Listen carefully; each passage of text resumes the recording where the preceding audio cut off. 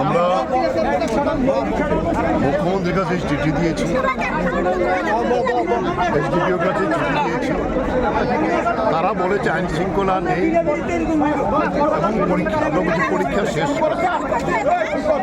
আমরা আপনারা যেখানে বলবেন সেখানেই আমরা আমাদের এই দাবি জানাবার জন্য যাব। মুখ্যমন্ত্রী যদি না নেন আমরা বিরোধী দলের কাছে যাব। আপনারা দেখেছেন আমাকে 6 জন পুলিশ অফিসার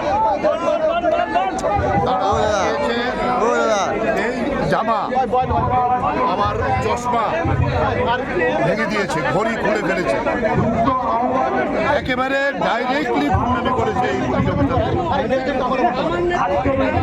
আমরাও থাকবে, তারাও থাকবে।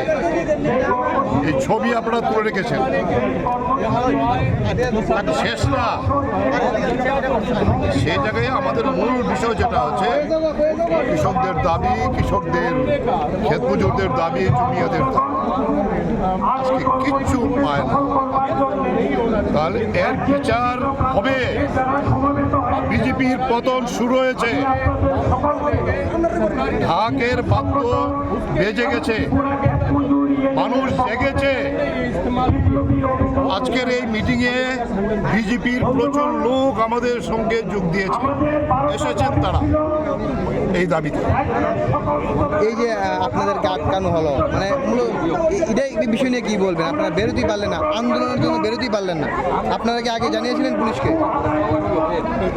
আন্দোলন তো বেরোতে দিল না, কিন্তু আমরা তো সাহস করে ব্যারিয়ার ভেঙে এই জায়গায় এসেছি। রবীন্দ্র ভবনে আটকিয়েছিল, মানুষের স্রোতকে তো আটকাতে পারেনি।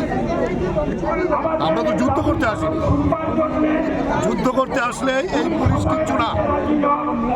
আমরা ব্যারিকেড, কেউ কি আহত হয়েছে? আমি তো দৃষ্টান্ত। আমাদের